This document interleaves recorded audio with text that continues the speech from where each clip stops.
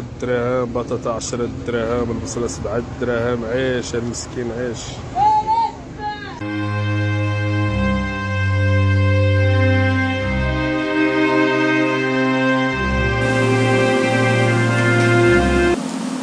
السلام عليكم الخوت، ديروا واحد اللايك وبارطاجيو، وهذا فيديو زين. نبغي البارطاج ودعمونا في القناه باش نجيبوا لكم الجديد. ديروا اللايك وبارطاجيو ويلا معنا.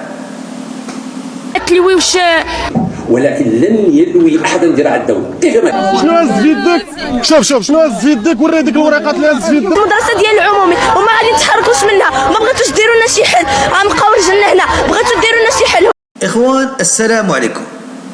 معظم المغاربه كينوضوا مع الصباح كيتلقاو حديث على غلاء المعيشه والارتفاع اللي غير مسبوق في الاسعار، وبقات 200 درهم ما عندها ما دير لك مواد الاستهلاك الاساسيه وحتى الثانويه.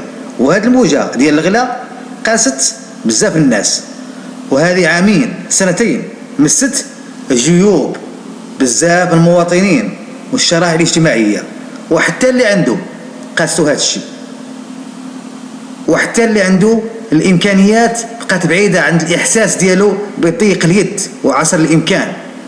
وبزاف الناس وحتى الطبقه الوسطى حتى هي قاس هذا الشيء، يعني كلشي تبعها، كي الطبقه الوسطى كي الطبقه الكادحه، ما بقات غير الطبقه البرجوازيه. يلا معايا في هذا الفيديو وتفرجوا معايا هذا الفيديو، يلا معايا. هو ما تلويوش، ولكن لن يلوي احدا ذراع الدوله. كيف ما كان واش تيعرف اش تيقول؟ واش حنا مع الدوله، حنا تنكونوا الدوله. نعم. يلا كيفاش شكون هذا؟ انا والله كون قال هذه الكلمه.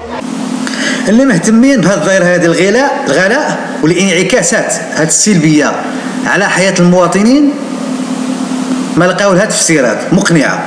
هذه المصادر ديال الغلاء كيقول لك من كانت الحرب ديال روسيا او الانكماش الاقتصاد العالمي، كل هذا الشيء هذا هو اللي سبب هذا الارتفاع في معدلات الغلاء في المغرب.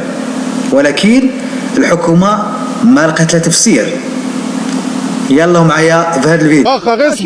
واخا غير صبر الوالد. شنو هز في يدك الله يرحم الوالدين؟ 3400 ريال. 3400 ريال ومطيشه شحال دايره با؟ 280 ريال. بالله عليك اخويا العزيز، بالله عليك، هذه دوله ديال الحق.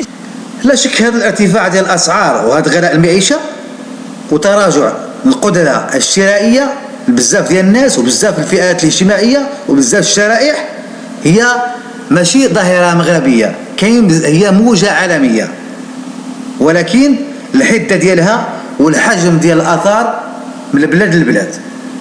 وهذه المعالجات المعتمده لحد من الخطور ديالها، غير ان الحاله المغربيه تدعو الى تفكير في اسباب الارتفاع غير المتوقع والاسعار وكلفه المعيشه بشكل عام.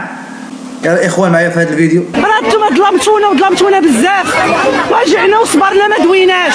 والبطاطا دايره 260 وخايزو داير 10 دراهم، وهذاك اللفت اللي كان كيتباع انا في عقولي كان داير درهم ولا داير 10 دراهم. ودابا غادي نتكلموا على المقارنه. هي المقارنه واش هي؟ هناك بلدان العالم للتواصل مع الحكومات ديالهم المواطنين باش يقنعوهم بالحوار وبالاسباب الموضوعيه لظاهره الغلاء، والبحث معهم عن حلول لواقعيه والممكن لتخفيف منها. ولكن هناك حكومات دول اتخذت فعلا اجراءات اقتصاديه وماليه بغرض دعم المواطنين والتقليل من الآثار الاجتماعية لكلفة العيش.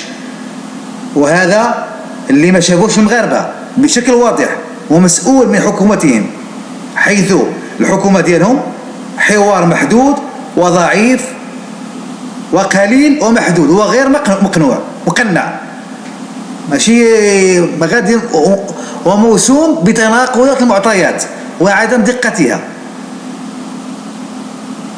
يلا اخوتي في هذا الفيديو هذا يلا معايا. ديوها معنا، ديو النية، ثقوا فينا. والنية موجودة، ولكن الإشكال بغينا أمور اللي هي منطقية، بغينا أمور اللي في الواقع. كان على السيد تحية حسن النية. نحن جربنا الدولة علاش هنا الحكومة وجدت واحد الشعور بوجود واحد الفجوة بين الحكومة والمواطن، واللي صوتوا عليها بالأغلبية في مجلس النواب خلال الاقتراع التشريعي الأخير لعام 2021.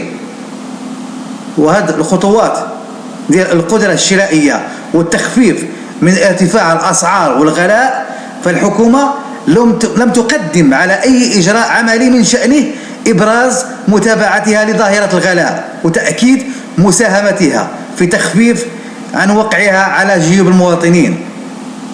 فهل كان بإمكان المغرب تدبير أزمة الغلاء بكفاءة واقتدار؟ إلى أي حد كان بالمستطاع للحكومة الحالية الاجتهاد في إيجاد معالجات مبتكرة للتخفيف من ضغط أزمة الغلاء والحد من أثرها على أوضاع المواطنين؟ ما بالعكس، لم يكن في الإمكان أكثر مما كان، وأن النتائج التي ركمها المغرب في مجال التنمية لم يكن بإمكانها إبعاد المغرب والمغاربة عن شعور بالضيق. دير الفرق دابا راه ولات 500 2500 المهم اش غادي والله الا جيت ب 30000 فرق والله سيدي ما درت حتى والو اصاحبي ميكا ما عمرتهاش 30000 فرق دابا غادي نمشي بلا مركوب. لا اله الا الله محمد الذي ألم بمجمل فئات المجتمع. ثم الحكومة بطبيعة تركيبتها ونوعية توجهاتها وهوامش المبادرة والفعل والإقدام لن تقدم على أي اعتماد معالجات وحلول من أزمة الغلاء وارتفاع الأسعار على مستوى معيشة المواطنين. يلا معايا في هذا الفيديو هذا،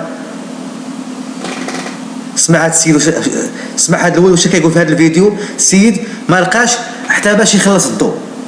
واخا بوا ديالي سمح لنا الله يرحم الوالدين، بالله عليك دولة إسلامية، الراجل كبير خدم ساطف في هذه البلاد هذه وما يلقاش قدرة شرائية ديال دواء ب 3100 ريال، والناس هنايا. والمغرب يحصد في الواقع النتيجة ديالو في الخيارات التنموية، ويؤدي المغاربة ضريبة ديال هذا الخيارات في المعيشة ديالهم، ولا سيما الفئات محدودة الدخل والتي تعاني من هشاشة والعوز وعسر الإمكان. إخوان، بارطاجوا هذا الفيديو وديروا لايك، ومع السلامة في فيديو آخر إن شاء الله. ما تنساوش تبارطاجوا هذا الفيديو، بارطاج.